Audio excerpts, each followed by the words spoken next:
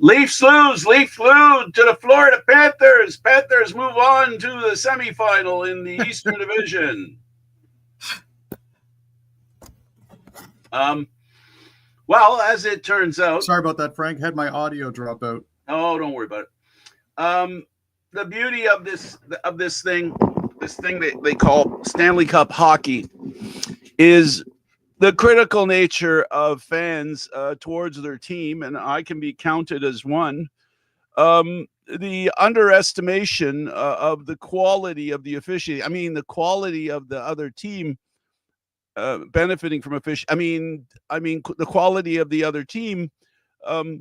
It happens every game. I mean, the best player in the National Hockey League, skates to go by a defender in Florida, and he trips him. There were no penalties in the game, so I guess he couldn't even it out. That your audio's gone. Your audio's gone. It was working when we were pre-show. There we go. How's that? That's better. Thank you, sir. Yeah, what happened was, unfortunately, my second monitor decided to go out, and my audio was plugged into that. So I switched it out there and plugged it back into my main laptop, and then my monitor decided to come back on again, which bumped the audio input again. Oh boy. Yeah, there were a grand total of 3 penalties in the final game on Tuesday night. 2 to Evander Kane and 1 to Sam Bennett.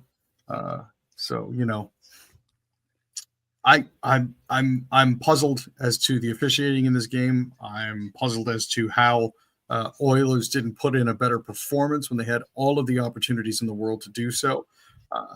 They got hemmed in their own zone on a couple different occasions, and you could see it was leading to a goal.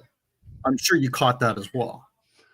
I have to say it is with total disdain that I definitely understand your point. And I think the problem was that the Edmonton Oilers. Sorry, I didn't recognize them, so I can't remember exactly. They've impressed upon me the way they played. They didn't look like the Oilers. They didn't look like the best. You know what I got to say about this is the best 2 players in the National Hockey League, probably the world, play for the Edmonton Oilers. And that's not enough to get you a cup. That's not enough to get you to at least 7 games. Just impossible, just a hard thing to do. And I guess the Leafs have sort of the same kind of problem because they got 2 guys on their team for now that think that they're the 2 best players in the world and want to be paid as such. So I think there's a pattern there, Aaron. I think if the players think they're that good, maybe they're not. You know, the Leafs have had a long history of paying for future performance as opposed to compensation based on past performance. And it's one of those things that's going to come back and keep biting them in the butt. So you're more on the meritocracy side of players being paid, where the merit is not reflected on possible merit, but merit for what you've done. What have you done? Why do you deserve to get paid this much? Yes, the Leafs are notorious for that. They've always been notorious for that. They've always spoiled their players. It's something that they do. And the problem is it's inherent as things change because there's always somebody left from the previous regime that has expectations, and then they still do stuff and they shouldn't do stuff. At the end of the day, what we do know is, and this is sad for me. It makes me very sad. I think it's time for us to admit, I think it's time for Canadian NHL fans, not the people who have bought out of rooting for a Canadian NHL team, depending on where you are. I'm not talking to them because they've been unsold by an NHL team that plays out of Canada. Unsold because there are people, Aaron, correct me, please, if I'm wrong, who love winners and they want to root for a winner. Why? Because the chances of disappointment are far less. It's easier to root for a team when they're winning than it is to root for a team when they're losing. That's just a given. You know, it was hard. It's hard to root for the Generals when they're playing the Globetrotters, just because you know how that story ends. Exactly, and that's just what it is. It's just the way it goes. The Maple Leafs now will, in earnest, try to put together a team, and it begins as it seems to every year. They're in on every player that could help the team. Obviously, help the team. They're in on everyone, and it seems like a punch list of who will reject the Toronto Maple Leafs. The latest. I didn't look on your. I should look on your script because I don't want to. I don't want to bite on something that you've already. Um, yeah, you didn't put in here the former Chicago Blackhawk, right? No, I didn't have anything on Patrick Kane in there. No, not Patrick Kane. The former Blackhawk then? Former captain. Oh, Patrick Kane. No, yeah, it is Patrick Kane, wasn't it? Former captain. It's a skill testing question. Yeah, I'm obviously failing this particular skill test. Let's go back to the first period. With his Leafs era finished, Marner's legacy will be remembered with mixed emotions. What are those mixed emotions? Well, on the one hand, there are the people that remember him fondly as one of the best Maple Leafs players ever, and have a certain bias against management because they're obviously going to be letting him go. However, the real issue is that Marner's camp has not engaged with Leaf management in any significant way whatsoever. The Maple Leafs are like, well, we've tried to call him, but his agent isn't calling us back, isn't answering his phone, isn't answering texts. And I know that he said that he didn't want to negotiate in season, but it hasn't been a Leafs season for the past at least 3 weeks. Mm-hmm. So this, I think, unfortunately, the way that this is currently going sort of taints the perception of Marner's time in Toronto and his willingness to remain a Maple Leaf. I know he made all of the appropriate mouth noises about wanting to remain a Maple Leaf, but his agent's actions at this point don't seem to speak to that at all, which is, I think, off-putting for a lot of fans that may have supported him.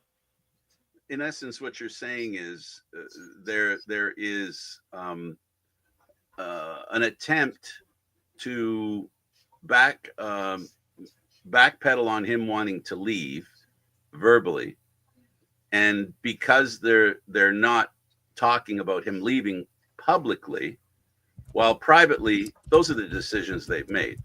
I think the Leafs are aware of it. I think also Marner's aware of it. He has no intention of being a Maple Leaf.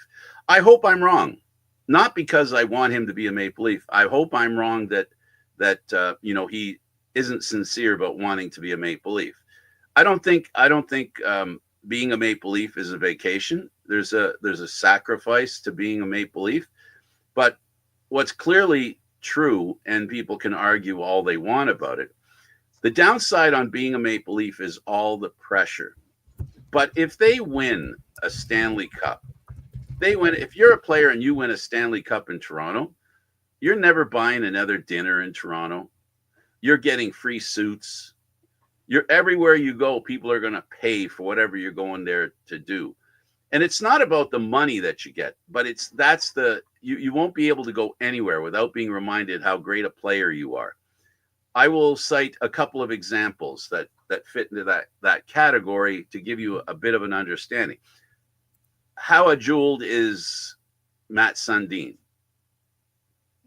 Well, people have started to come around. I mean, there was that tumultuous period where he left for Vancouver and but people, for the most part, remember him fondly. These guys never won cups. Nope. In Toronto. Not even close. Imagine if they did, knowing how well they were respected and treated in Toronto. Gilmore right now, even players who are second or third line players who are still in Toronto. Take Darcy Tucker, for example. Is he is he somebody that's one of the greatest players in NHL history? But not by a long shot. But in Toronto, he's a hero, because quite frankly, the bar is so low. Imagine if you go over the bar and it's a lot higher, how much adulation you'd be talking about. But you know what? To do that, there's going to have to be a price to be paid. And I don't think Marner wants to pay it. I think he'd rather move on, make as much money as he can get, go somewhere, treat the game like a business, which he's entitled to do, play for the amount of money that he wishes to play for. He's entitled to do that. He owes nothing to anyone. I just don't think that he should be talking about wanting to be a Maple Leaf, and he should have stopped doing that when sincerity said he had no intention of coming back as a Maple Leaf, and I don't think he ever did. Actions, like you said, are very clear. They speak louder than words.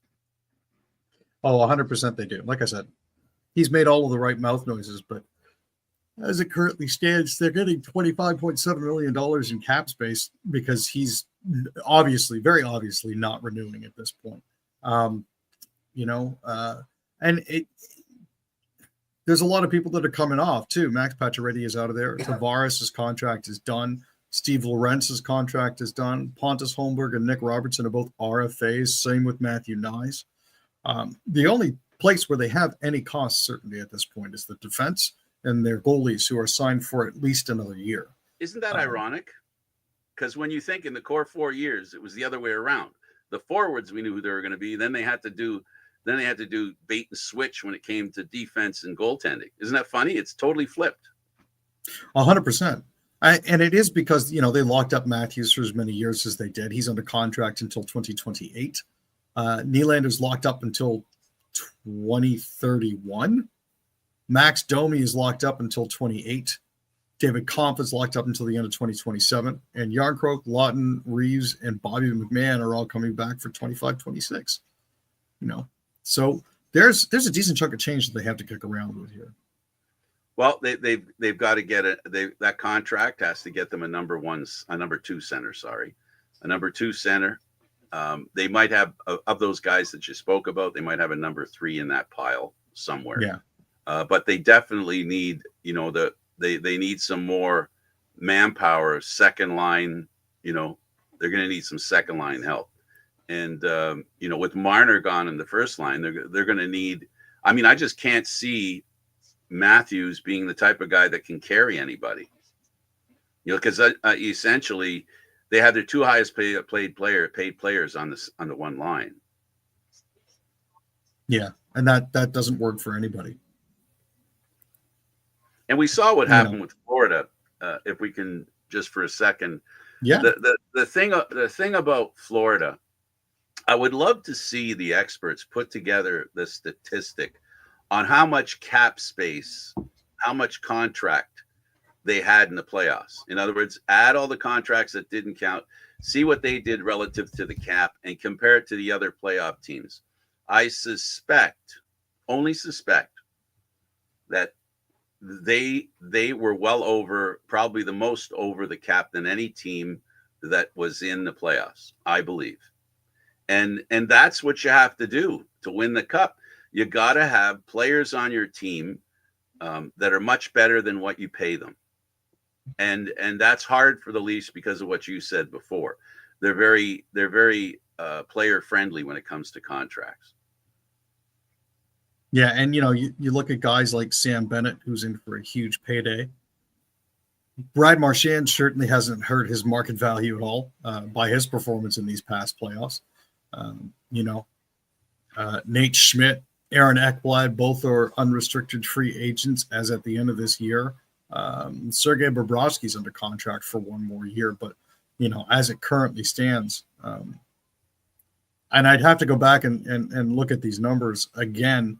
But as it currently stands at the end of this season, they are over the cap floor, but they do have a projected $19 million in cap space coming up. So to sign all those players, to sign everybody that they need to sign. It's not as much as the Leafs $25.7 million, but they still have a decent. They got a better start. They've got 100%. They got a better start. All right. Now we've got a situation where the Leafs are losing Ronnie Hirvonen to Finland. Tell me what you think and what your people are telling you as far as the value of that guy and how much will the Leafs miss him? Why? If not, why? What's up with Hirvonen? Yeah, he was a 2nd round draft pick in 2020. He was picked relatively high. There were a lot of hopes for him, but he was a smaller player at 5'10". He played a total of 100 regular season and playoff games for the Marlies starting in 2023-24, but was concussed by a body check in Leafs development camp and suffered an almost career-threatening eye injury from an errant stick. He had 26 points in 59 games after returning from the eye injury. He's linked a deal with Karpat that the club announced on Monday after 4 years in Finland, 2 each with Asatpori and APK Helsinki. He was selected after Rodion Amirov, who passed away from a brain tumor before he could attend Leafs camp. The other one that came out of that draft is Topi Niemela, who was picked right after Hervinen, who's also an RFA. But yeah, unfortunately, he's had a tough go in getting to the NHL based on his concussion history, an eye injury, all sorts of really unfortunate stuff. I mean, along the same lines of what happened to Nick Robinson breaking a leg and missing most of the season. Yeah, and he had injuries the first few years. Yeah. So they gave him the chance. 100%. And then it seems maybe they didn't because, he would score and then they bench him again. Yeah. Not even bench him. They'd put him in the press box. In the press box, yeah. Yeah. He was in and out of the lineup for the Marlies for 23, 24, and 24, 25. It was tough to see because he's a decent player. He just needed the opportunity, and he wasn't going to be getting the ice time and the rotations and the reps that he needed with their AHL team. So I can see why he would have gone overseas. Now the question is, we have the Olympic teams are starting to be set up. The first 6 players in each country have been mentioned who they are, and of course Austin Matthews, the Leaf, is on the American team.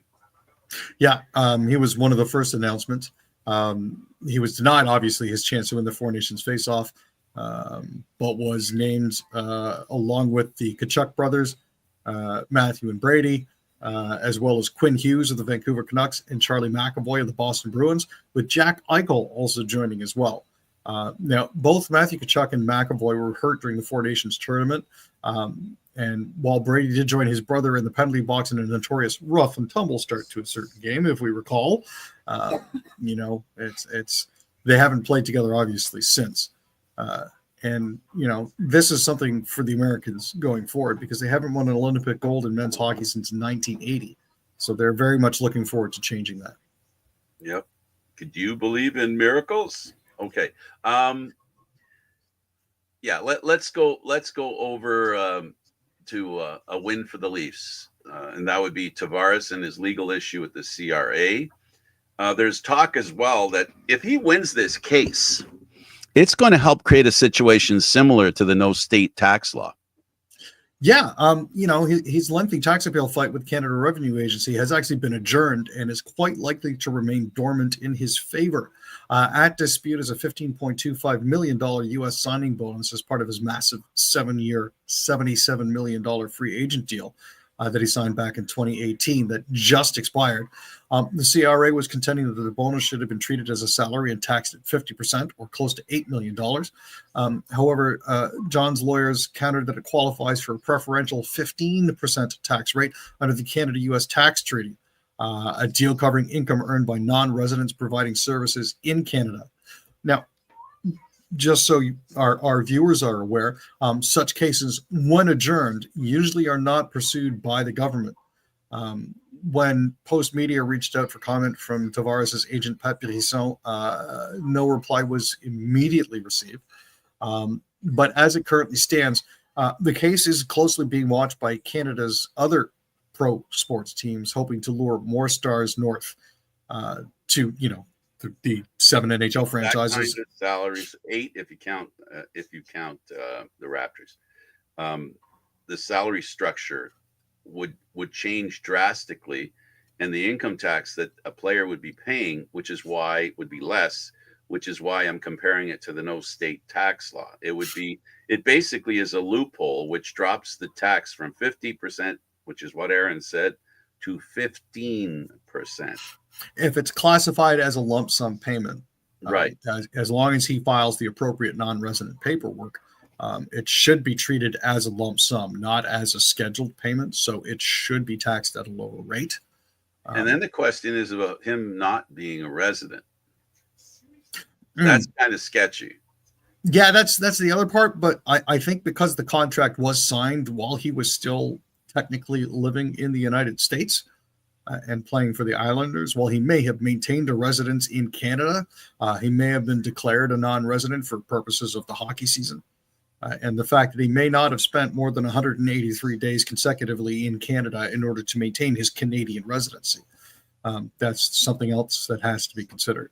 Which playing in the United States helps create. Exactly. And so, well, anyway, so that's something to be very interesting in figuring out, because it would go a long way to leveling the playing field.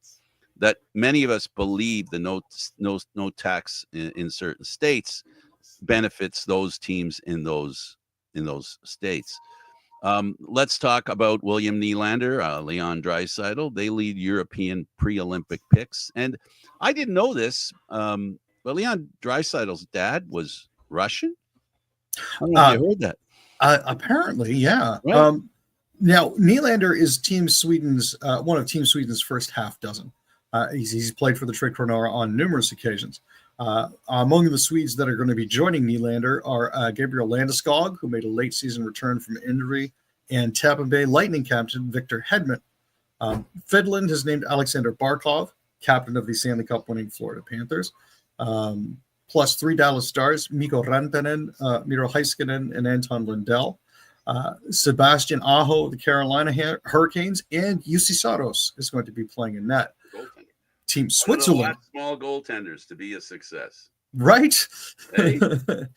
And the Swiss are going to be bolstered by Roman Josi of the Predators, 2 New Jersey Devils, Nico Hischier and Timo Meier, and Winnipeg Jets, Nino Niederreiter. Germany, of course, Leon Draisaitl, this year's Rocket Richard Trophy winning scorer with 52 goals, and Ottawa Senators Tim Stutzla. Czechia has invited David Pastrnak, Radko Gudas, and Lucas Dostal. The other 2 are Latvia's selections of Elvis Merzlikins from Columbus and Vancouver Canucks Artur Silovs. So it's looking to be a very, very solid start for the Olympics. It's looking to be some very entertaining best on best hockey. Absolutely nothing but the best. Okay, let's rifle through the Canadian Football League. The Ticats lose to Saskatchewan. Yeah, the Roughies made it 2 wins in a row to start the 2025 campaign. They outlasted Hamilton 28-23 on Saturday. Keyshawn Johnson's go-ahead touchdown in the fourth quarter put the Riders up for good as they held on for their second straight win. Trevor Harris led the way with 295 passing yards on 26 completions. His sole touchdown went the way of Johnson. He also had 1 interception in the first quarter. Absolutely wonderful. We also have the Owls on the road beat Ottawa. They embarrassed them a little bit. The Owls are 2-0. The rest of the Eastern Division is 0-2, and Montreal contributed to Toronto's loss, one of Toronto's losses, and one of Ottawa's. So the Owls down the Red Blacks 39-18 on Friday. They're a perfect 2-0 on the season. Davis Alexander is now 6-0 to start his career. This is a franchise record for Montreal, and is 2 wins away from tying Danny McManus's CFL record. Alexander completed 23 of 32 passes for 344 yards, a touchdown, and 9 INT. Matthew Peterson and Chris Strebler, they did a great job for the Bombers. Some people thought it might have been the Bummers because of Caleros' absence, but nope, that didn't happen. No, I'm very glad to see that. Unlike the postseason, this time around, Zach Caleros' absence didn't affect the Blue Bombers that much. They did beat the BC Lions 34-20 at Princess Auto Stadium.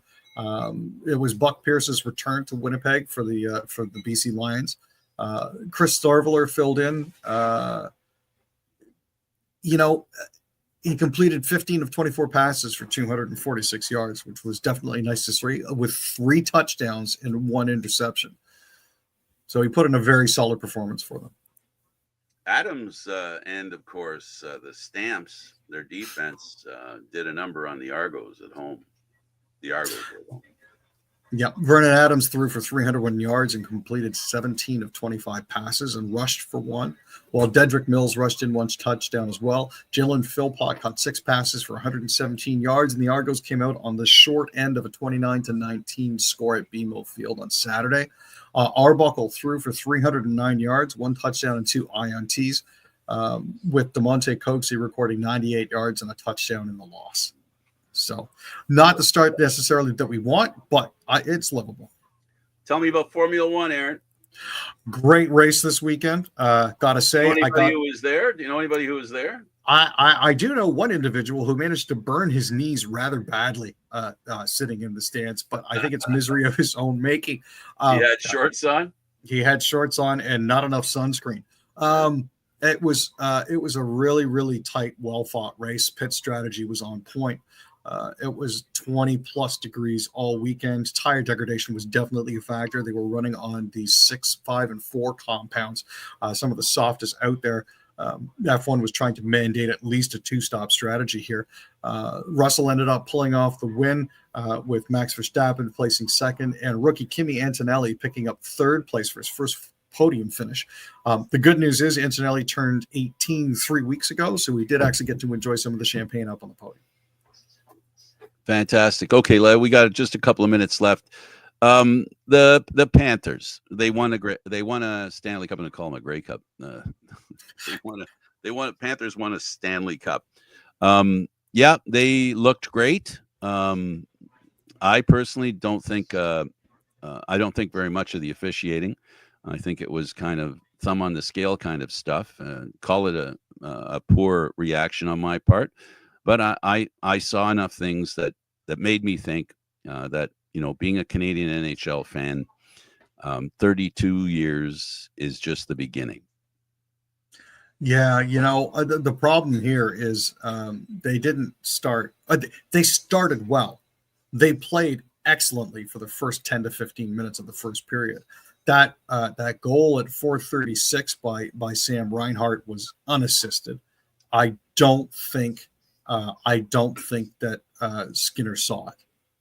Bobrovsky absolutely stood on his head and brain. He made 28 stops on 29 shots, only allowing a goal with about 4.5 minutes left, 4 minutes and 40 odd seconds left to put goals in. But Reinhart, man, dude had 4 goals in that game. He is setting himself up for a very nice payday. Kachuk had the other goal, assisted by Luosterainen and Lundell. Brad Marchand was virtually unhittable. I'm not sure exactly what he had in his Wheaties. He might have spiced it up with a blizzard, but he was impossible to catch. He was great at finding open players, making passes, moving the puck. Edmonton consistently got hemmed in their own zone.